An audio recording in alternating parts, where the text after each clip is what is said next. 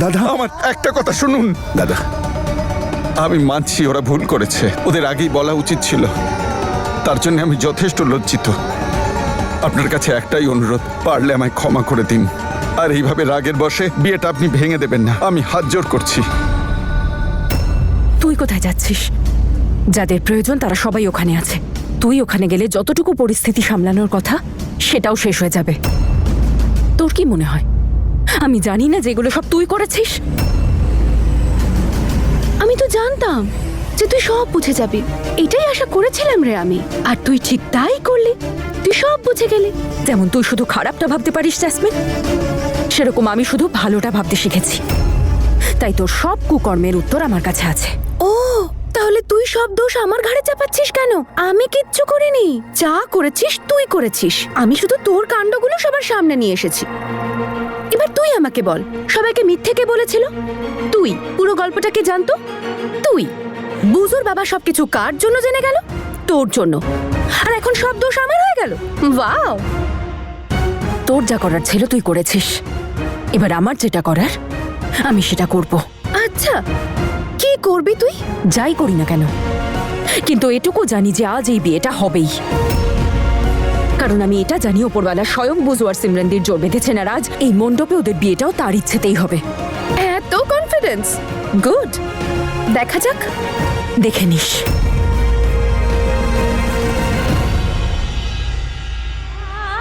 সিমরানদি, তুমি তোমার জীবনে অনেক কিছু সহ্য করেছো, কিন্তু কখনো হেরে যাওনি।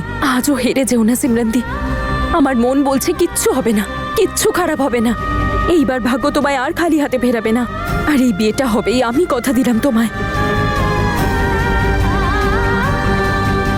মাহি, সামলা।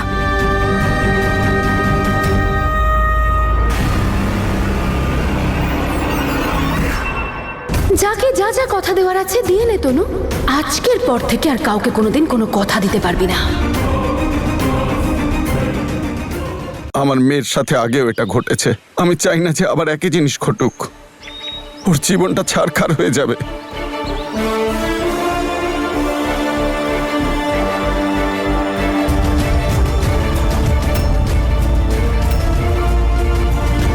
বাবা,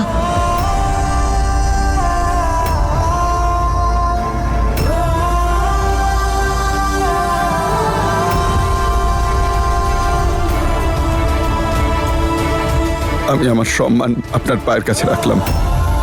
আমার মেয়ের জীবনটা নষ্ট হওয়া থেকে আপনি ওকে বাঁচান, বাঁচান ওকে।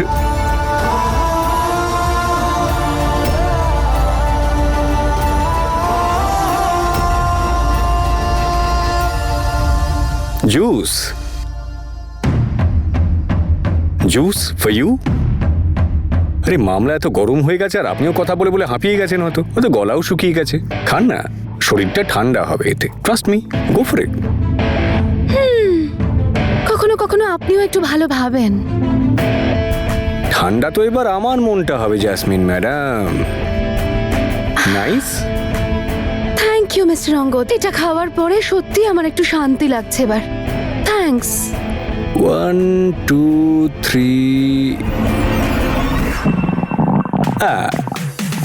পারফেক্ট। গুড়গুড় শুরু। যতক্ষণ গুড়গুড় চলবে বকবক বন্ধ থাকবে এর।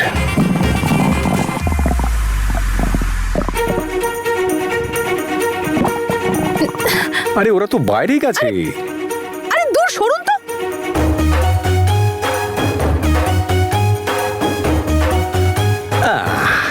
জোলাফের শরবত অলওয়েজ ওয়ার্কস। যাক, ভালোই হলো।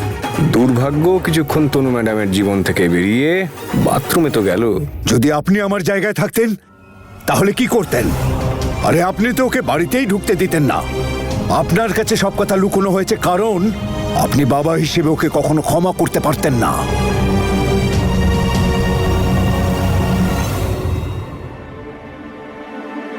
কাজ হয়ে গেছে তনু ম্যাডাম। অঙ্গদ, আপনি প্লিজ আমায় একটা হেল্প করবেন? বলুন না। আপনি জ্যাসমিনকে বাইরে আসতে দেবেন না, ও সব গন্ডগোল করে দেবে। আমি জানি সব ওই করেছে। আপনি যেভাবেই হোক ওকে কোথাও একটা নিয়ে যান। কোথায় নিয়ে যাবো তনু ম্যাডাম? ও তো এই বাড়ির বউ। আরে যদি কিডন্যাপ করি তারপরে তো সবাই খারাপ ভাববে, অমৃত মারতে চলে যাবে আমাকে। এই টেনশনের মধ্যেও আপনি মজা করছেন। তনু রিটা, টেনশন মানে নো সলিউশন। আপনি গিয়ে বাইরেটা সামলান, জ্যাসমিনকে আমি সামলে নেব। চল তুই। আঙ্কেল,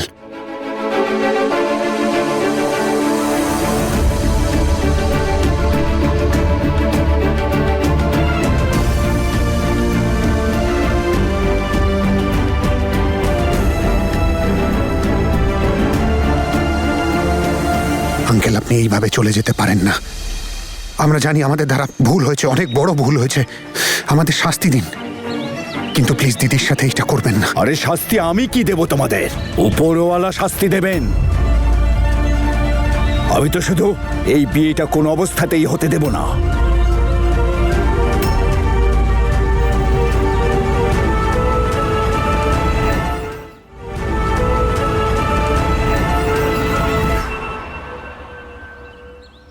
বুঝো, এখন যদি আর কেউ কিছু করতে পারে সেটা হলে তুমি। তুমি সিমরানদিকে ভালোবাসো তো, তাহলে সেটার জন্য তোমায় লড়তে হবে। এতে সব ভুল কিন্তু আমাদের। আমরা তো সব সত্যিটা জানতাম, কিন্তু তাও কাউকে কিচ্ছু বলিনি। যার শাস্তি আজ সিমরানদি পাচ্ছে, যেটাই ওর কোনো দোষও নেই।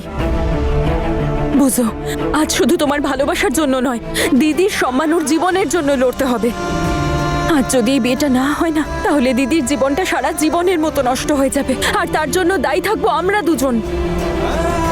বুঝো, তুমি এভাবে দিদিকে মণ্ডপে ছেড়ে রেখে যেতে পারো না। আমি জানি তনু বৌদি, আমিও তোমার মতোই ভেবেছিলাম সিমরান আর ক্যান্ডি একবার আমরা সবাই এক হয়ে যাই, তারপর কেউ কিছু বলতে পারবে না। কিন্তু এইসব আমি জানি বুঝো যে সত্যিটা ভুলভাবে সামনে এসেছে, আর আজ যা কিছু হচ্ছে নিজে থেকে হচ্ছে না। এই সমস্ত কিছুই জ্যাসমিনের কাজ। কিন্তু এখন জ্যাসমিন যা করেছে সেটা নিয়ে তো কিছু করতে পারবো না, সিচুয়েশনটা সামলাতে পারবো। বুঝো, প্লিজ সামলে নাও এই সিচুয়েশনটা।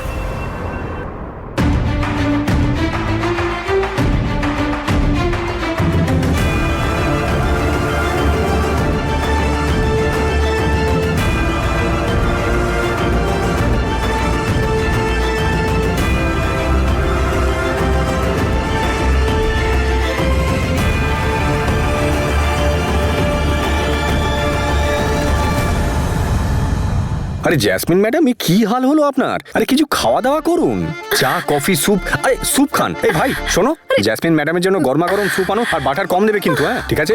আরে বাইরে কি দারুণ ড্রামা হচ্ছে জ্যাসমিন ম্যাডাম। আরে বরকর্তা তো বরযাত্রী নিয়ে একেবারে ফিরেই চলে যাচ্ছে। আরে আপনি তো একেবারে গোটা পরিবারটাকে নাচাচ্ছেন। হ্যাঁ, আরে কাম কাম কাম, ড্রামা দেখি চলুন।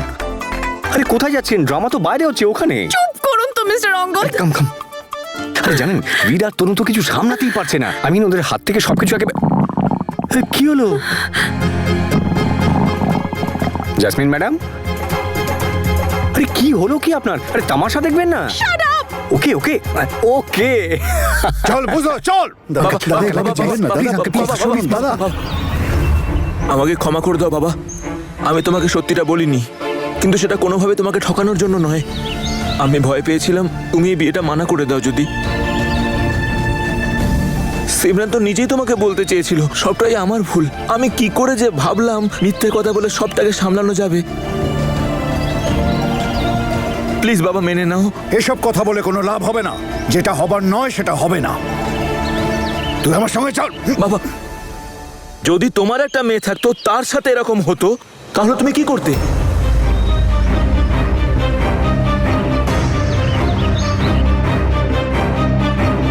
তাকে এভাবে ঘরে বসিয়ে রাখতে, নাকি তার সুখ চাইতে, তার বিয়ে দিতে?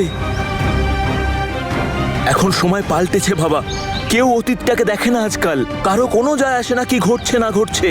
বাবা, তোমার আশীর্বাদ যদি সিমরান পায় তাহলে না কেউ কিচ্ছু বলতে পারবে না। আরে সমাজের মুখে এভাবে বন্ধ করা যায় না। তুমি এই সমস্ত লোকেদের নিয়ে টেনশন কেন করছো বাবা? আমি জানি সিমরান খুব ভালো মেয়ে, ও খুব ভালো মনের মেয়ে, ও কারো ক্ষতি চায় না। ও সামনে থাকলে ওর অতীতটাকে আমি দেখতেই পাই না। আর সব থেকে বড় কথা হলো আমি সিমরানকে ভালোবাসি বাবা, আর ওর জীবনসাথী হওয়ার জন্য এই একটা কথাই যথেষ্ট বাবা। আমি কখনোই না ওকে আমি ভুলতে পারবো, না আমি ওর হাত ছাড়বো।